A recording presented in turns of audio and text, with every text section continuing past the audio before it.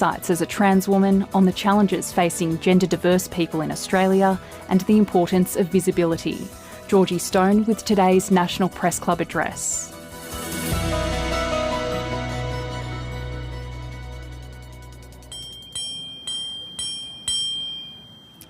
Good afternoon and welcome to today's National Press Club Westpac address.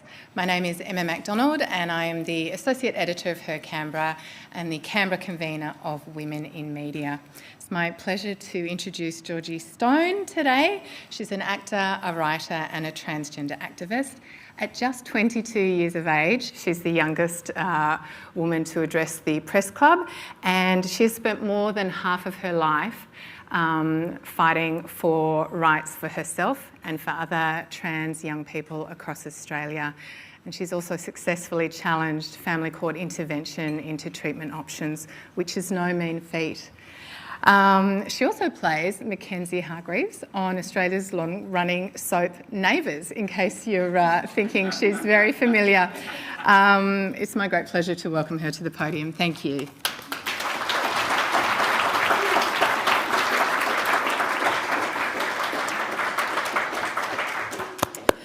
Good afternoon, everyone. It really is an honour to be speaking to all of you today. First of all, I would like to acknowledge the traditional owners of the land upon which we gather here today, the Ngunnawal people, and pay respect to their elders, past and present, and any First Nations people here today or watching at home. I would also like to acknowledge that sovereignty was never ceded. This country always was and always will be Aboriginal land. I would also like to acknowledge any brother boys and sister girls from the trans community who may be here or are watching at home. During such a critical year for First Nations people, with the referendum on the Voice to Parliament later this year, I would like to say that we should be proud to live alongside the longest continuous living culture in the world and respect their ongoing survival. And with that in mind, it also means that we have the longest living trans and gender diverse peoples in the world among the histories of brother boys and sister girls, as trans people have always been here across these lands and throughout time.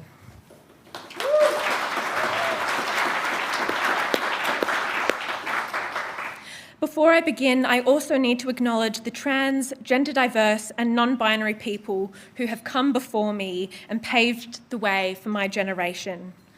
I stand on the shoulders of giants, and I know that I would not be here without your bravery, integrity and compassion. And in honour of the recent Trans Day of Visibility, I thank you for your work so that I can be visible here today. Thank you to the National Press Club of Australia for the invitation to speak.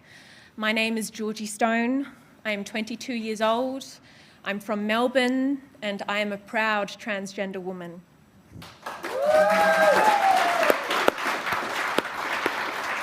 I am incredibly honoured to be what I've been told the youngest person to ever address the National Press Club. I am also only the second trans person to ever stand here and speak to our nation. And I acknowledge what an important opportunity it is to represent trans, gender diverse and non-binary communities. Whilst I can only speak from my own personal experience, and I do not claim to represent all trans and gender diverse people, as each of us is unique, I do hope that what I share today honours the broader experiences of our beautifully diverse communities. This last month has been incredibly difficult for us. I am holding the hearts of fellow trans Australians in my mind and acknowledge the collective trauma and pain caused by recent events. I also send my love to the families, friends and allies of the trans community. We have heard dangerous anti-trans rhetoric amplified in every major city in Australia. We have seen neo-Nazis out in the open on the steps of Parliament House in Melbourne. And it has been repeated again and again every time we open social media or turn on the news. Usually in speeches like these, I try to put on a brave face. But the truth is I'm genuinely fearful for my safety. I'm tired of feeling targeted. I am tired of going to sleep at night, worried about what hateful, horrible messages I will wake up to. This last month has been a taste of what has been happening to trans people here and all around the world. The words that have been espoused by those who wish for our eradication, that we are treacherous and deceitful and worse, are not new sentiments. We have been attacked and threatened our whole lives. This is what happens on school playgrounds, in unsupportive households, in workplaces, on the street, and in every corner of our lives. I should not feel ashamed to be who I am. I just want to live my life free from harassment and abuse, to live in peace.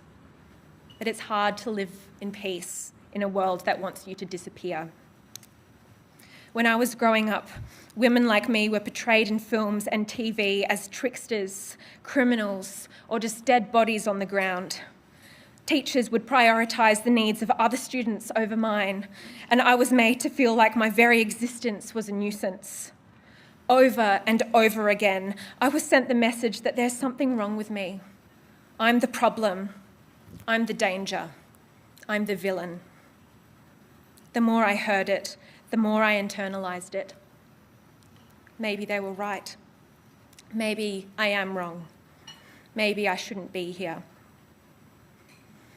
I've spent years carrying that shame, years trying my hardest to make myself smaller, quieter, undemanding, invisible.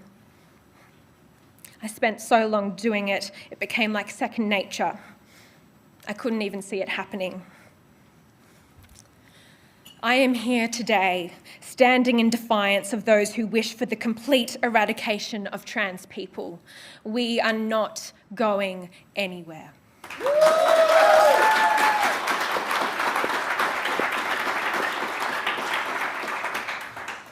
Growing up as a young trans kid in Australia was a very isolating experience, as I didn't know that anyone else like me existed.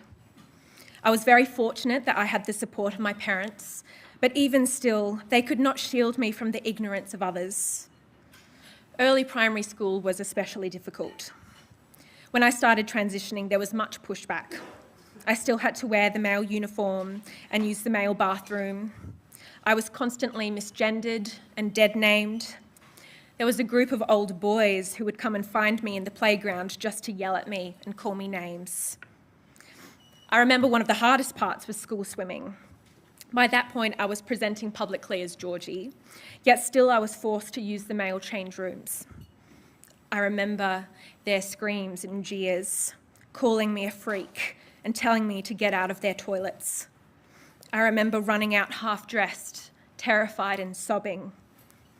And I remember being told that out of the concern for the perceived safety of the other kids, I still wouldn't be allowed to use the female change rooms for the rest of the lessons. I felt so powerless and unsafe that my only option was to get changed behind a tree with my mum. This was in 2009. Today, trans kids are still being subjected to this treatment. Trans kids are still being told they can't go on school camp or bunk in with their peers. Families are being told that they're asking for too much when they're simply asking that their kids are treated with the same dignity and respect as everyone else, so they can enjoy the same things that all the other kids enjoy. Families are the first line of defence in protecting their trans kids, but family support organisations are severely underfunded, which impacts the work that they do. When I was growing up, there were no support organisations for families of trans, gender diverse and non-binary kids. Traversing these obstacles alone is a treacherous and isolating experience. That is why support services are so vital. And without proper funding, vulnerable kids are falling through the cracks. Quite soon after the incident in the male change rooms, I changed schools so that I could finally feel comfortable at school. I could use the bathroom that reflected my gender identity. I wore the uniform that I felt most comfortable in. And unlike what many might tell you, having the freedom to affirm my gender didn't remove me from a childhood in which I could just be a kid. It actually unlocked it for me. I was finally able to enjoy school. My head wasn't plagued by self-doubt and fear anymore. There was finally space to learn, dream, make friends, and at last get excited about my future. To just live, just be. But the fight wasn't over. By the second half of 2010, at 10 years old, I was nearing the time where I would have to start the first stage of medical intervention, which is puberty blockers. I knew that having to go through male puberty would be disastrous for my mental health. The prospect terrified me and made me sick. Access to puberty blockers was vital, as it would prevent me from having to experience a puberty that would have been incredibly damaging to me. My doctors, my parents, and most importantly, I agreed that this was in my best interest. However, it wasn't up to us. We had to go to the Family Court of Australia to get permission from a judge, a complete stranger who didn't know me and didn't have a proper understanding of the treatment. This was a horrible time for me. The lack of agency I had over my own body was so excruciating. It was the very definition of powerlessness. It felt like I was back in that change room, a place I shouldn't be, unable to focus on anything but the screams and jeers of the people around me. School became difficult again. I felt distant from my friends. I couldn't see my future anymore. The clock was ticking. My family was struggling too. The court process is incredibly slow and incredibly costly. We were lucky to have lawyers who were working pro bono, but even still, my parents were having to take time off work. I remember feeling like a burden on them, like I was making life hard for everyone else by needing this treatment, that this was all my fault. But this wasn't my fault. I didn't ask for this. This issue should never have been involved with the courts in the first place. This is life-saving treatment. To deny trans kids access to gender-affirming care is to deny our human rights, and it leads to devastating consequences. After months of waiting, I was finally told what my doctors, my family, and I already knew. I was ready to start treatment. Finally, having access to this treatment meant everything to me. At last, my body was mine again. I could just live my life like any other kid. But my family and I knew that there were so many other families like ours who would still have to go to court to access care. Something had to change. So we appealed to the full bench of the Family Court of Australia to change the law so that no one would have to go to court for permission to access stage 1 and stage 2 treatment, which is gender-affirming hormones. It was another year and a half of waiting, in which we saw family after family falling victim to the unforgiving court process. And in 2013, the decision was handed down. No kid would have to go to court for stage 1 treatment.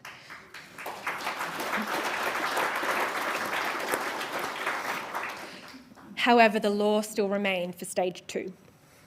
So, back to court we went in 2015 when it came time for me to commence gender-affirming hormones. I was just as afraid as last time, but I was also angry. Angry because once again, I couldn't consent to my own treatment without a complete stranger deciding whether I was mature enough. Angry because once again, my family was being dragged into a process that was damaging and discriminatory. Angry because once again, my voice wasn't being heard. Not this time. This time, I decided I would be heard. I wrote a letter to the judge to be read out in court. I asked permission to be in the courtroom when the decision was handed down so the judge could look me in the eye when they made their decision about my life. They decided I could consent to my own treatment, and that was that. The fear left me, the anger did not. My mum and I decided that we would once again push for law reform to get this issue out of the courts, but this time we would make as much noise as possible. We spoke on Four Corners and on Australian Story. I started a petition that reached over 16,000 signatures. We went to Parliament House in Canberra twice to gather bipartisan support for law reform. We spoke to doctors, lawyers, journalists, and politicians. And it wasn't just us. There were so many incredible advocates from the trans community and beyond who were fighting with us. This included Associate Professor Michelle Telfer and the Royal Children's Hospital.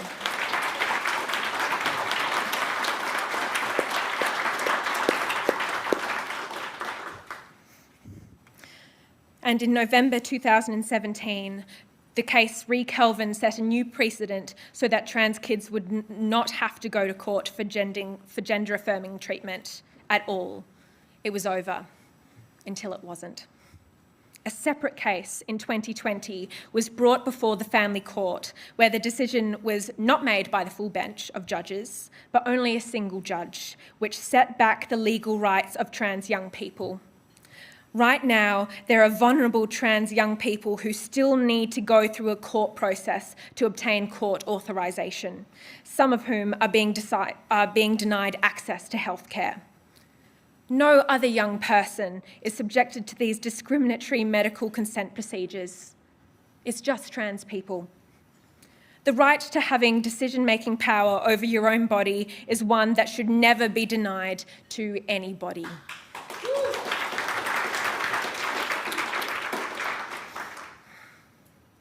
When I look back at my years of advocacy so far, I realise just how important and powerful storytelling is. Throughout my childhood, I've struggled with the feeling of not having control over my life, my body, and my story. But through harnessing the power of my own voice, I feel like I've managed to reclaim all three of these things. Our stories are best told when we are the ones telling them. Not only does it help empower the trans community, but it also helps combat the perpetuation of stereotypes, misinformation, and lies. I believe there is nothing more powerful than a young trans person in charge of their own story. It is truly a thing to behold. But we are still fighting to have the same platform to speak for ourselves. Today is an example. I'm only the second trans person to ever stand on this stage, and the limited opportunities to have our voices and experiences accurately represented in media is part of a larger systemic problem that feeds into the misrepresentation and misunderstanding of who we are.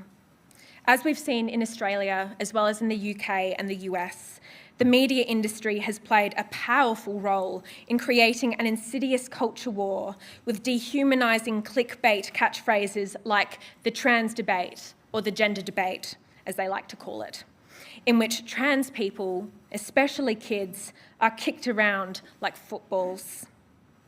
Information around gender-affirming care and support services is distorted and twisted. Hate groups and anti-trans individuals are made out to look like experts, when really they lack any credible experience in working with us, or worse, conduct unethical and biased research that exploits our experiences and identities to serve their own agendas. Worst of all, people like me are made out to be predators and evil, a harmfully false assertion that creates a culture that endangers my safety and the safety of the trans community. It also endangers the safety of people's brothers, sisters, siblings, parents, children, and loved ones. The most nonsensical message in the public sphere right now is that we're being taught to believe that we live in a world where drag queens are dangerous, but Nazis should be protected for their right to free speech when they stand on the steps of Parliament House and call for the genocide of a minority group. Even worse, the weaponising of language by hate groups and anti-trans groups to suggest that we're predatory danger to young people is a gross offence to survivors everywhere. To suggest that trans people are the threat completely misrepresents who the true danger is. We have the evidence, and we have countless stories, similar to that of Grace Tame, who stood on this stage to tell you that it is cisgender men who are the main perpetrators of sexual violence. And we know from the evidence that those more likely to experience sexual assault are transgender people. We are at higher risk of being sexually assaulted. In fact, 1 in 2 trans people have reported that they have been sexually assaulted, yet most of them have not reported this to authorities as they do not have trust in the system and do not feel safe to do so. So to demonise a group of people that are statistically more likely to be survivors is to perpetuate the cycle of abuse. It is abhorrent and it should be condemned.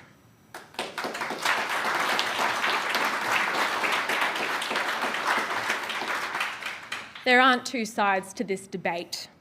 These opinions are hate speech, and currently there are no national laws in place to protect us from hate speech, vilification and misinformation. Some Australian states don't have these laws either. This means that the media can continue to spread misinformation and radical groups and anti-trans individuals can continue to spread hatred with little consequences. Hate speech leads to real-world violence. There is always a cost. Not only do trans people do better, but everyone, every minority group is safer when there are legal protections in place to prevent hate speech. This is why Australia needs stronger anti-vilification laws to prohibit vilification based on sexuality and gender identity. Everyone deserves to live with dignity and respect, no matter who they are or whom they love. We don't want to be political footballs. We don't want our existence to be a hot topic or a debate to be argued over. We just want to live.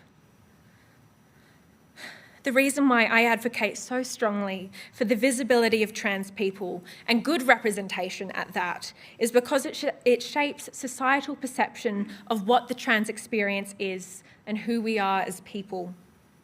When we're painted as dangerous and deceptive and liars, that's how the world sees us. When trans women are portrayed by cis men in films and television, that is how the world sees us, men pretending to be women.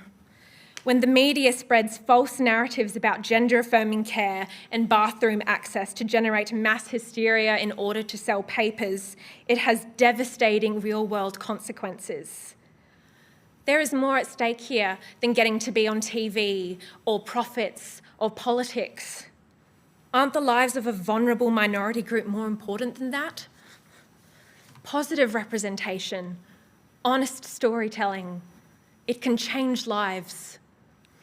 When I was 11 years old and first heard about incredible trans women like Janet Mock and Laverne Cox, it was revelatory. It meant that I wasn't alone, that I wasn't as different as I thought. It was like the world turned on its axis and finally I was facing the sun.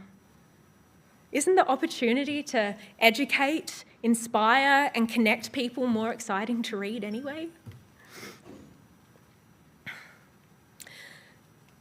I've been speaking publicly about my experiences for almost 10 years, but I've been fighting my whole life, always trying to justify my existence to others, fighting to be heard and seen, fighting for my human rights and the rights of others. And all the while, I've been trying to live the life I've been fighting so hard for. And I am exhausted. I am so tired. We can't keep fighting by ourselves. This weight that we're carrying is crushing and relentless. We need our allies to shoulder some of the burden. Because you can't celebrate with us at World Pride and then scatter when the attacks come. If you want the pride and the glitter and the confetti, you also have to stand with us when it's uncomfortable and scary too.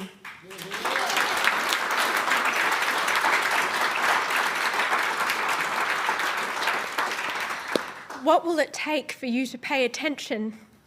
What will it take for our pleas for support and dignity and safety to break through? How many more trans people have to die for this to be worthy of your attention? How many more neo-Nazis need to walk the streets? The demonisation of the trans community also impacts the broader community. friends, family, allies. Allowing this to continue sends the message that this is what we stand for. And I think Australia can do better than that.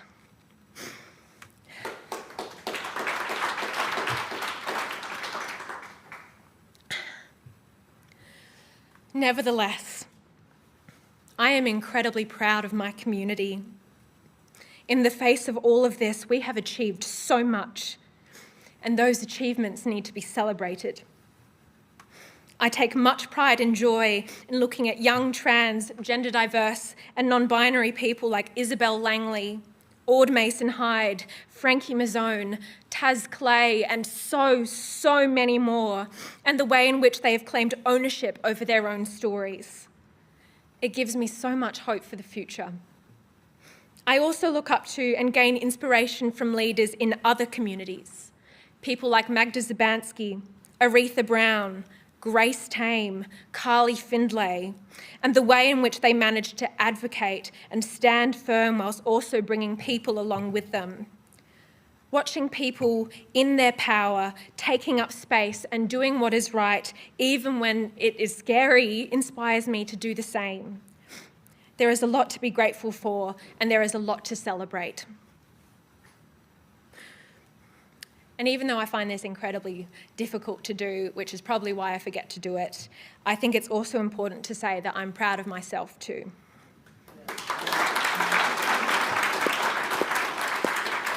I'm proud of what I've managed to achieve despite all the challenges. I'm proud to be the first trans person to play a long-running trans character on Australian television on the show Neighbours. I'm proud to have produced a short documentary about my life, The Dream Life of Georgie Stone, which was released globally on Netflix. I'm proud to be a patron of Transcend Australia, an organisation founded by my mum, Rebecca Robertson, which has supported thousands of families with trans kids. I'm proud of the positive representation and visibility that has come from me telling my story publicly, and to be one of many trans people who are undertaking that work. And I'm proud to be on this stage, speaking to all of you. But most of all, I'm proud of my commitment to love myself, in spite of a world that wants me to disappear. A trans person who loves themselves loudly and visibly is a radical act of political resistance. But it is also an act of courage and empathy. It's not easy. We have to unlearn the hatred and discrimination that has been internalised over the years. But it is an endeavour I've decided to embrace wholeheartedly, no matter how long it takes. I wouldn't be able to do any of these things without a variety of contributing factors, underpinned by having a supportive family, access to gender-affirming healthcare, and moving to a safer school. All of these things combined created a pathway for me to be in a better place to achieve my full potential. The future I dream of for trans people and our loved ones is a world where our right to gender-affirming healthcare is protected, where we are free to be ourselves and love who we love, where parents love their kids for who they are, not who they want them to be. I dream of a world where trans kids are safe at school, where trans people have the opportunity to follow their dreams and passions, to not just survive, but thrive. I dream of a world where the trans community is accepted as valued members of society. But the only way we will get there is when our allies stand with us. I call on our political leaders, our law and policy makers, community leaders, and our nation to stand with trans people by supporting the following calls to action. First, we need increased funding for family support organisations that are working to protect and uplift families of trans youth who are distressed or under attack. Second, we need to ensure and protect access to life-saving gender-affirming healthcare for trans, gender diverse and non-binary young people. Third, we need to extend legal protections to stop the harmful spread of misinformation, vilification, and hate speech to further protect vulnerable LGBTIAQ+ communities. As I've said, this is an incredibly traumatic time for the trans community. I believe one of the aims of anti-trans groups is to make us feel isolated and alone. It certainly feels that way. It's an incredibly lonely experience when you're being targeted. So I implore you, if you know someone who is trans, whether they be a friend or family member or co-worker, tell them you're thinking of them. Tell them you love them.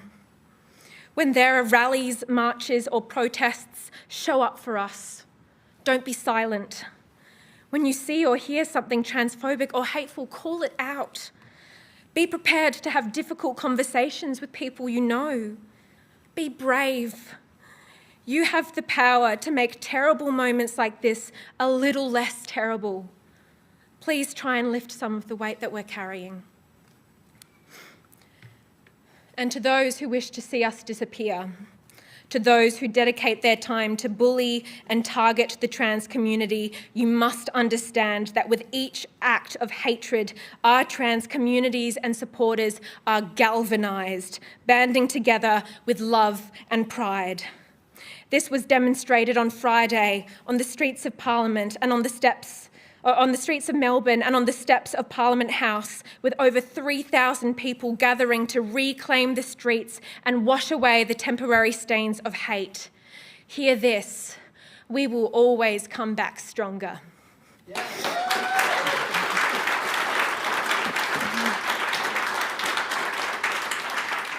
And to those who have behaved this way previously, but have come to the realisation that your approach was misguided and you acknowledge it was harmful and want to learn and change to instead bring joy into this world and to uplift marginalised people instead of trying to crush them, it is not too late.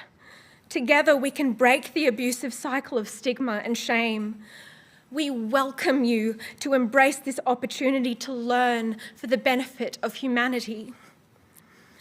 The existence and visibility of trans people everywhere across Australia is our collective power, and we will not stand for anything less than we deserve, which is to live free from violence and abuse and to be afforded the same opportunities and access to human rights as everybody else. We deserve nothing less. And finally, I would like to address the trans community. I love you so much. No matter how hard they try, no one can possibly deny the magic that we are. We are worthy of love, and we are worthy of celebration. I am so proud to be trans. I'm proud that I belong to a community that is so loving and accepting. To my trans family, let's make a pact. Let's promise to keep supporting, uplifting, and loving each other. Let's promise to do the same for ourselves. Love is our life raft. It might feel like we're in the middle of the ocean, barely withstanding the hurricane around us. But if we hold tight to it, we will make it through. Because love always triumphs. It is enduring and unbreakable, just like us. Thank you so much.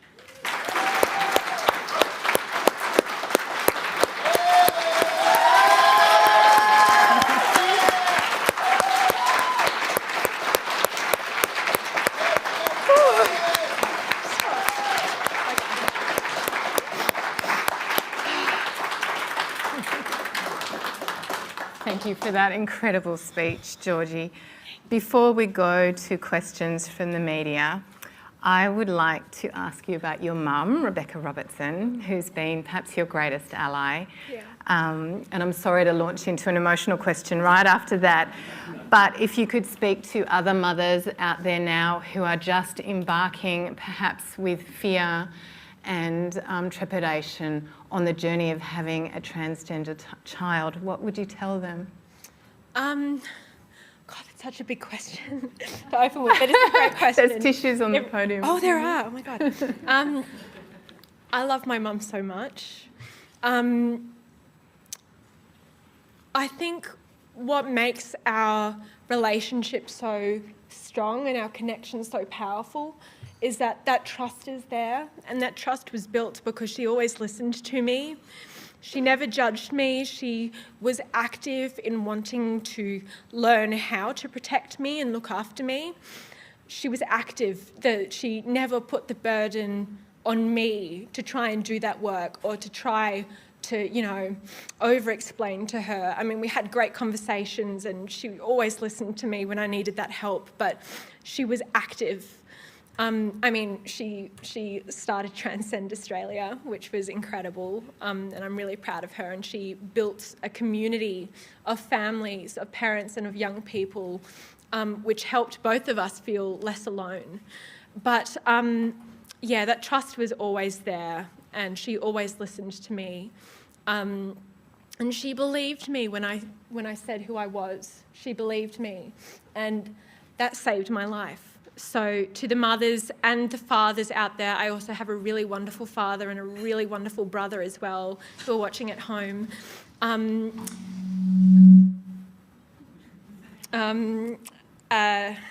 I've lost my train of thought. Just listen to your kid. Trust us when we tell you who we are. Just trust us and do that research and that work. Take on some of that burden too. But yeah, I love my mum. I love you. Oh, I'm going to cry again. Our first question is from Michelle Ainsworth from the ABC. Hey, Georgie. I'm the editor of Politics at the ABC. More importantly, I'm a mum of 3, and today is very close to my heart. So thank you for sharing your story today. Thank you.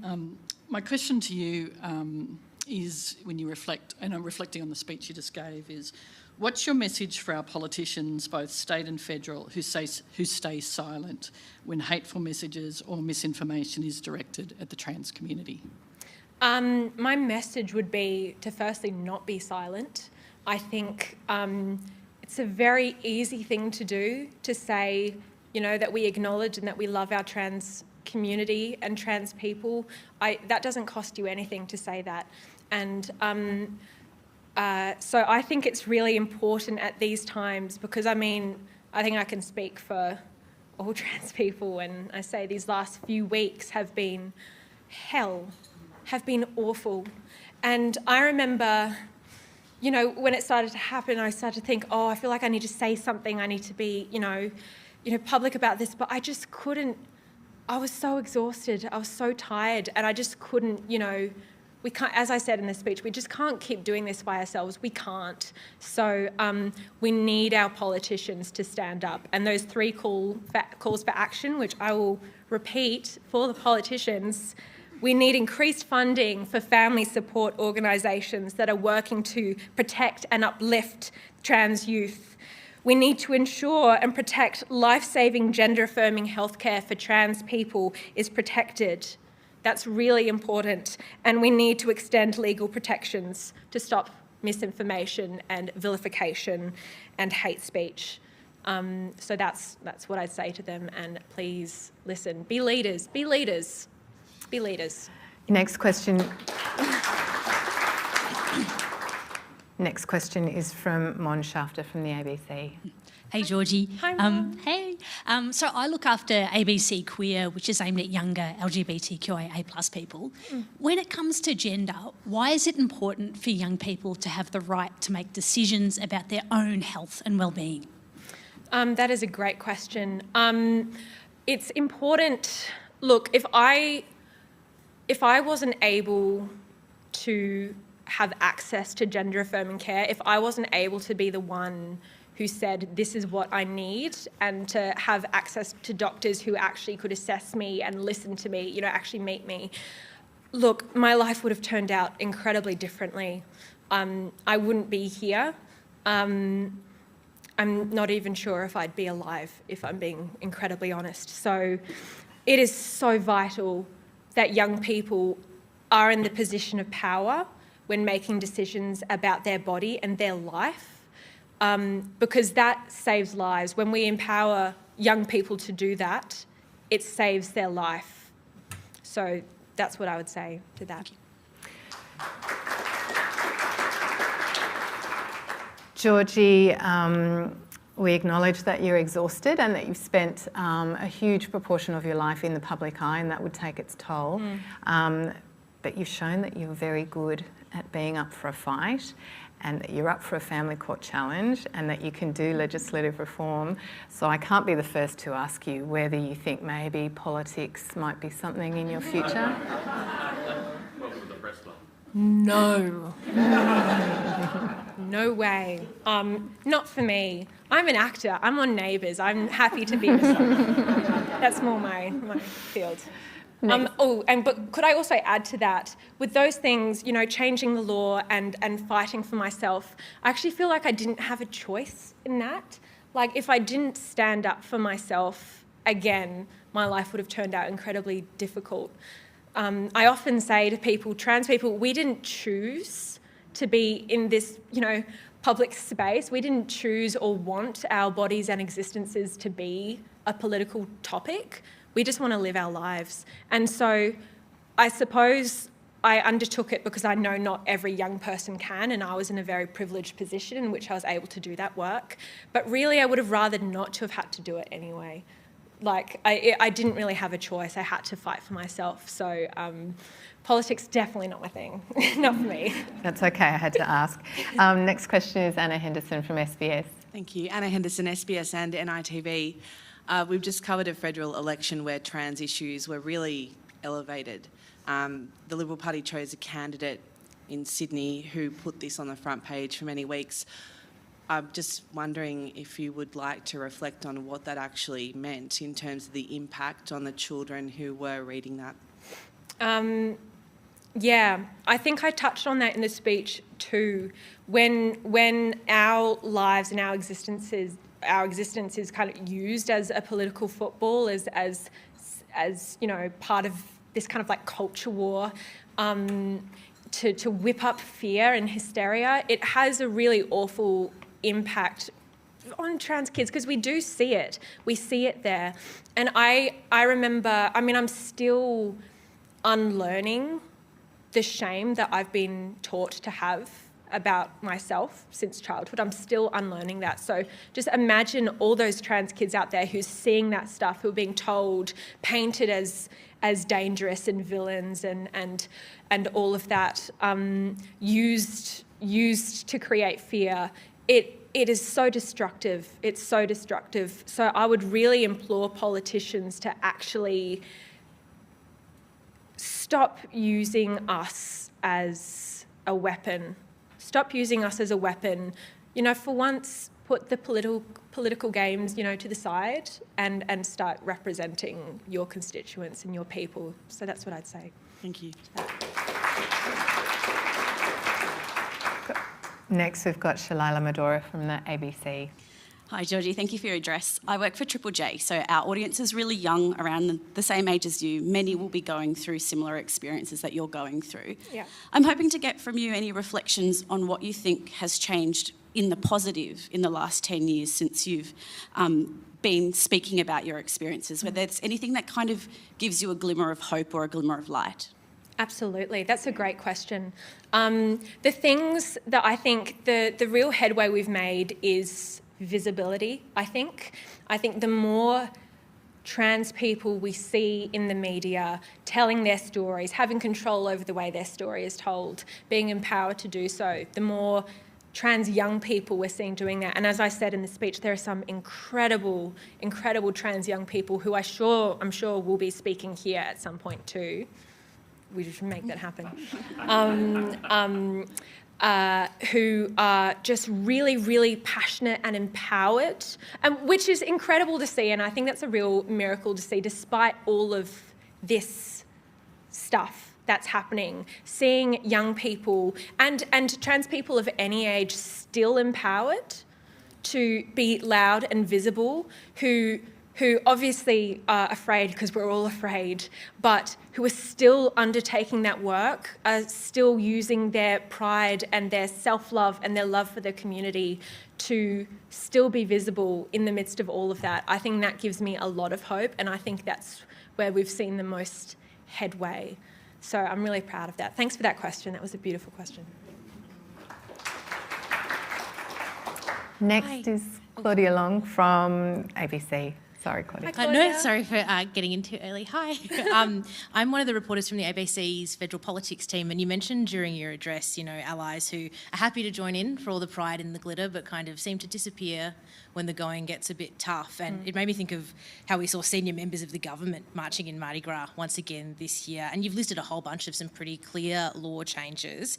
How confident are you that they're actually prepared to step up and make those changes rather than just clocking off after Pride Parade?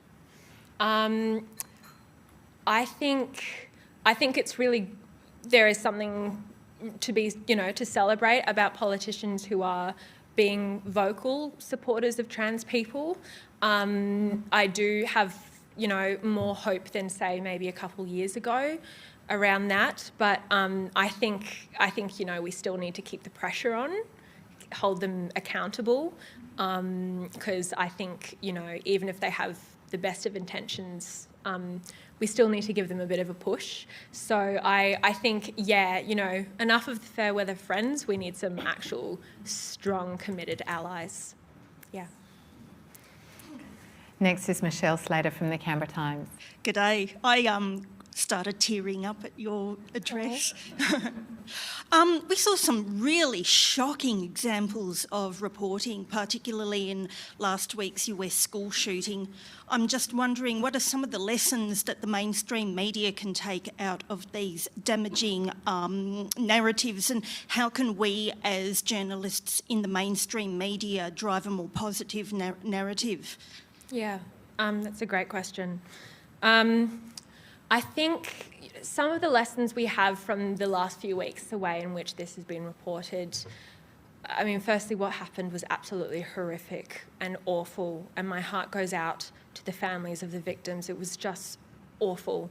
I think it is disrespectful to everyone involved that this issue has been, there have been attempts to turn this into an anti-trans debate and as a way in which to sort of pin the whole trans community as the villains, when instead the conversation that should be happening and the change that should be happening are around gun control. And I think it is typical that, the villain of the story became, the fact that the person was trans and not the fact that guns were accessible. So I think there's more we can do to hold the media accountable. And but that's a great question. Thank you. Next is Vogel Award-winning author Emma Batchelor. Congratulations. Thank you so much, Georgie. That was so powerful and beautiful, and I also tear up as well. I think my question follows on really nicely from yours, Michelle. You spoke so beautifully about the importance of storytelling, and I guess, to follow on from Michelle, what can our media outlets do to create opportunities for and safe environments for trans and gender diverse people to share their stories and to connect them with readers? And what responsibility do they have to be shaping those narratives and not contributing to the harm that we're seeing? I think I've had a lot of time to think about this because I have been, kind of in this field for a while and being, interviewed by journalists and stuff. I think, the first thing and the really obvious thing is that when you're writing about, the trans experience and about trans people, talk to trans people, like actually reach out to us and talk to us. That would seem like the obvious thing, but I think a lot of people struggle with that one. Actually include trans people in the conversation. In terms of making us feel comfortable to tell our story, I think I think I always appreciate, and I know there's, kind of different opinions about this, and I'll just, all I can talk about is from my own experience. What I love is seeing the questions in advance, especially if it's a live interview. I'd like to know what I'm being asked, so, there are no curveballs thrown at me. If it's print, and again, I know this is very kind of contentious, but I always appreciate when I'm shown a draft of the article first to see, and then we can just tell you that wasn't, I don't like the way that was explained, or that kind of taps into a damaging stereotype, or the amount of times I've had to call the journalists after something was released because the title was incredibly transphobic, or the wording, I was misgendered, or they used a photo of me from before I transitioned. And I'm like, how did you get that photo? It's really creepy. So, that kind of stuff, show us before. That's what I would think. But thanks for that question. Our next question is Ginger Gorman from Broader Gender. Congratulations, Georgie. I first met Georgie when she was 15, and I hope I don't come across as your crusty old Jewish auntie, but I'm very proud of you. And I'm so grateful to the work your mum, Beck, and also Dr. Michelle Telfer have done in this space. I have expertise in cyber hate, and some of my trans friends who try to be so visible online, I watch with just horror as people like Claire Coleman, who's an amazing author, the trolls just come at her. And so she's working hard to be visible, and so many other trans folks in this space, but it's a cesspit. So my question is, what would you like to see happen on social media so that trans people can be visible and safe? I think this taps into what I was talking about before in terms of anti-vilification laws. And making sure that hate speech isn't put out there, under the guise of free speech, and everyone has a right to opinion, and an opinion, and that opinion is really wishing for the death of trans people. I think that taps into it. That's so hard because I've experienced a lot of that online myself. I've received a lot of really horrible messages that, happens quite regularly. And look, to be honest, I don't know the answer. I think social media sites should take more of a hands-on role in making sure that stuff is filtered out, that stuff is moderated, and I'd had conversations with the Neighbours social media team about moderation in their comments, because I would see a lot of really horrible stuff there. So I think that's just, that accountability. People, allies who can do something need to do that. People who are, bless you. People who are running those accounts, filter your comments, delete things that are really hateful. Don't leave it to us to have to tell you to do it, because that I find really difficult and kind of a bit embarrassing as well, to go, hey, could you please delete that comment, because it makes me feel scared for my safety. So do that work before we have to see it. Just to the social media companies as well, I think there's a role that they can play in that too. Thank you. Next question is Francesca Wallace from Vogue. Hi, Georgie. Hi, Francesca. Hi. My name's Francesca. I'm the Digital Director of Vogue Australia. So as you've mentioned, and also congratulations on your role on Neighbours, that's very exciting. Thank you. Representation obviously matters. It's hugely important, especially for trans children. When it comes to who you see on TV and the stories that you see on TV and that you read about in the media and everywhere, really, the music we listen to, it's all so important and informative in those childhood years. What's your message to the entertainment and the fashion and the beauty industries at large as to getting those stories be told from trans children? That's a really great question, Francesca. Thank you. I think people think that... I think what needs to be said is that having these stories out there, this visibility, actually enriches the work. It enriches the art. And having us involved in the telling of those stories only makes them more nuanced and more interesting and more respectful. So I would say don't be don't be afraid of doing that, and don't be scared that it will, somehow like impact the viewership or the popularity of it or whatever. It's like when people thought that having a woman at the head of an action film wouldn't make money, and that was just completely ridiculous, and it makes lots of money. Like that was a weird example. Anyway, having trans people part of these stories, visible, like in front of and behind the camera, part of the writers' rooms as well, part of the crew, it only enriches the story, it'll only make it better. So be brave, hit us up. There are lots of trans people who are very creative and have a lot of ideas who need access to those platforms. Thank you. Georgie, just to follow up from Francesca's question, it's a big thing to put a trans character right in the middle of Middle Australia, which is Neighbours. You've picked, the right demographic to get the message across. How has it been to work there, and have you had to do a lot of education, or have they kind of been meeting you halfway? I've really, really cherished and enjoyed my time on Neighbours. I was struck quite quickly by how receptive they were, especially when I was in the writers' room. They really wanted to get this story right, so they'd ask me a lot of questions. They'd send me emails trying to make sure that the character and the storyline was honest and nuanced.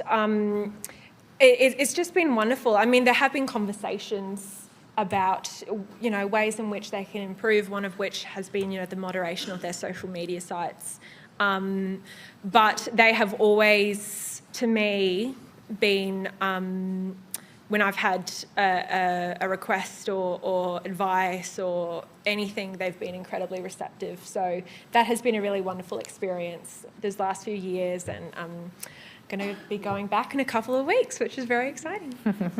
Next question is Philippa McDonald, freelancer. Hi, thank you very much for your speech. Thank you. Bit of a tough one. And I'd love you to be specific, who do you see as the forces behind the anti-trans movement?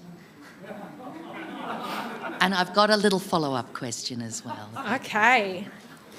Naming names, I think the Murdoch Press is a really big one. I mean, surprise, surprise.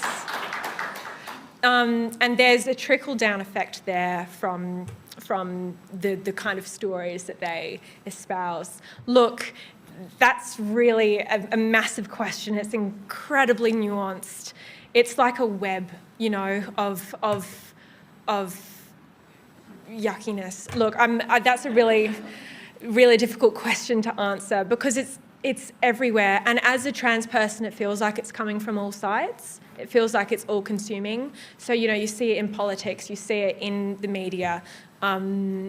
It's those opinions, those thoughts, that misinformation, it's ingrained in society. I mean, it's drilled into us too. A lot of trans people, I've had to battle my own sort of inner transphobia because that's just been taught to me.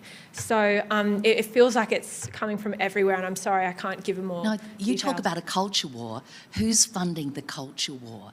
It's obviously a well-funded movement. It is a well-funded movement. Look, I don't know who's funding it. I can't give a more direct answer than that, but I would say that the Murdoch Press is a big player in that and have a lot of sway and a lot of influence, and the work they do does trickle down into other places. Do you see certain people in the ear of certain journalists?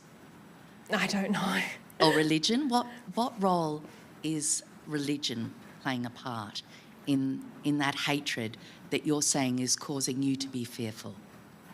I don't think I'm the best person to answer that question. It's really big. It's incredibly overwhelming. So I'm sorry I can't give you anything. What's your message to them? To who? To the anti-trans movement. Stop trying to kill us. Thank you. Thank you. Our next question is Erin Cross from Her Canberra. Hi Georgie, thank you so much. I know you touched on this a little bit in your speech, but I was wondering what is the importance of allyship and what makes an effective ally in the public for the trans community? It means everything. As I've said, we're so exhausted. We're so tired. And I personally feel like I can't keep going like this without some more support. And as a whole, our community is feeling that. We're exhausted.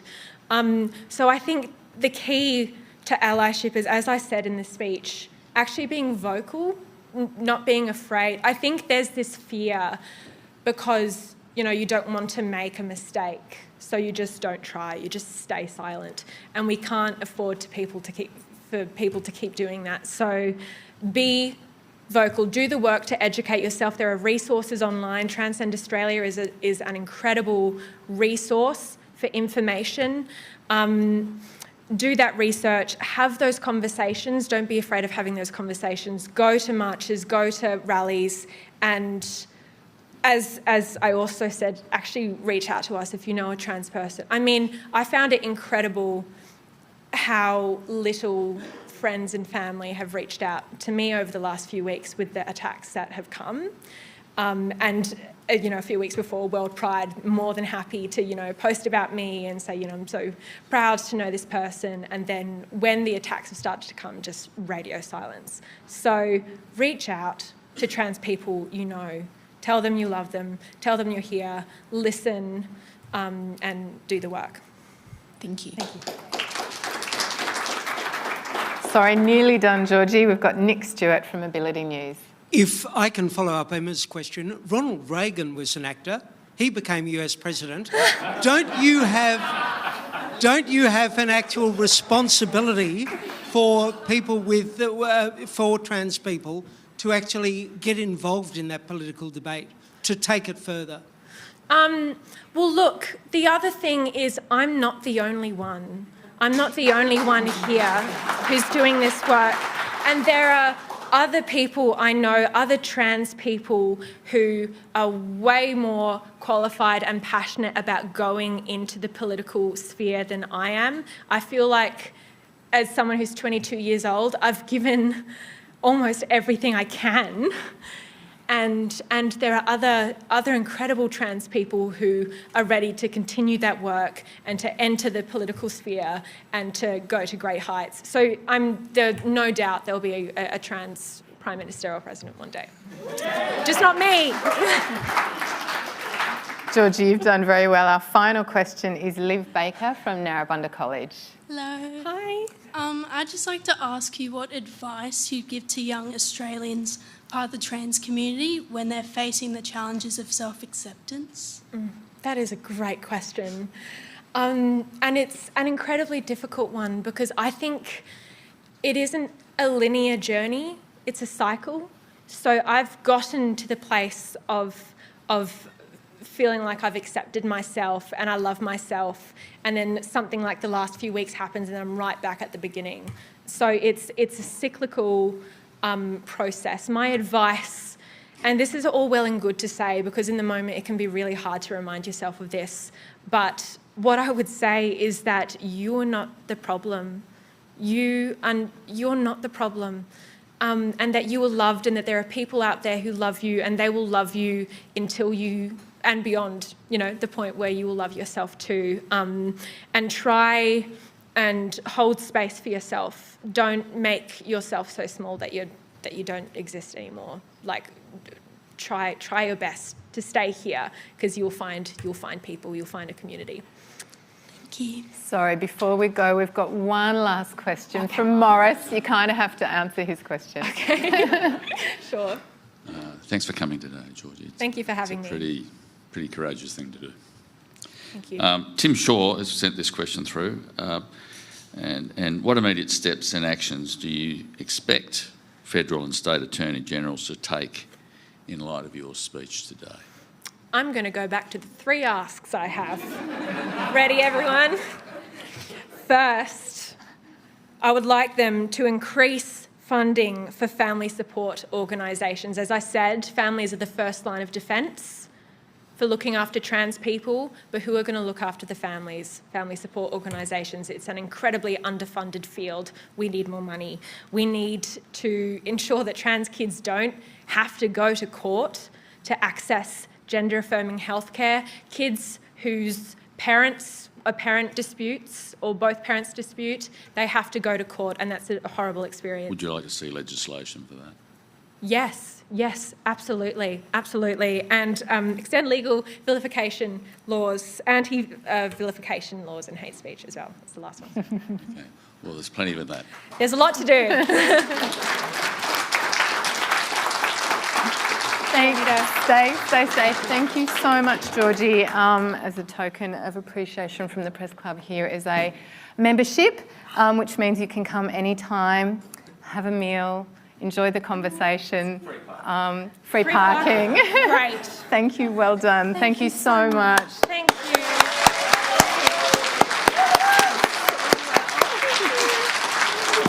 you.